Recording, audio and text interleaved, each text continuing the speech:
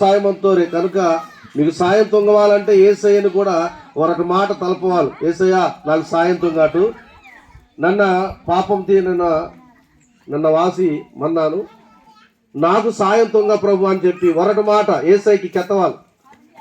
ఒరటి మాట మీరు కూడా ఏసైకి చెప్పండి. ప్రార్థన చేసుకుందాం. పరలోకమందున్న మా కన్న తండ్రి, నీకు స్తోత్రములు నాయన. ఈ గ్రామం కొరకు ప్రార్థిస్తున్నాం. ఈ గ్రామాన్ని దీవించి ఆశీర్వదించండి. ఈ చెప్పబడిన మాటలు ఏది కూడా వ్యర్థం కాదని నమ్ముతున్నాను ప్రభువా. మీ సహాయమును దయచేయండి అయ్యా. నీకు స్తోత్రములు నాయన. సాక్ష్యం ద్వారాగా, అలాగనే పత్రికతో చదవటం ద్వారాగా, వివరించడం ద్వారాగా అయా ఇగో నా ప్రభు ఈ గ్రామానికి మేలు కలుగును గాక. నీ సన్నిధి గ్రామంపై ఉండును గాక. ఈ గ్రామంలో ప్రతి బిడ్డ నీ వైపు తిరుగును గాక. నీ రక్షణ పొందుకొను గాక.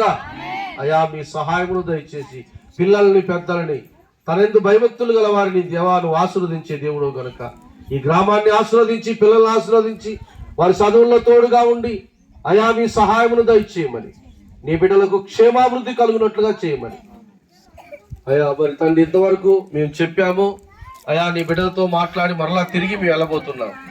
మా ప్రయాణాన్ని కూడా తోడయుండి మీరే నడిపించమని యేసుక్రీస్తు నామంలో ప్రార్థించి మరలా మేము వెళుతున్నాము. ఆ ప్రయాణం అంతటిని దీవెనకరంగా చేయండి. ఇది మొదలుకొని రాకపోకల్లో తోడుగా ఉంటాను వాగ్దానం చేశాం. ఆ వాగ్దానం మా పట్ల నెరవేర్చి మమ్మల్ని ముందుకు నడిపించమని యేసయ్య నామములో ప్రార్థించి స్తుతించి ఆరాధించుకుంటూ నీ పేరట అయా మమ్మల్ని అప్పగిస్తూ నీ బిడ్డలకు బట్టలు కొని తెచ్చాము. అవి పంచిపెట్టి మేము తిరిగి వెళ్ళటానికి మా ప్రయాణం కూడా తోడై ఉండమని యేసు నామములో ప్రార్థించి వేడుకొనుచున్నాం తండ్రి. ఆమేన్. ఆమేన్.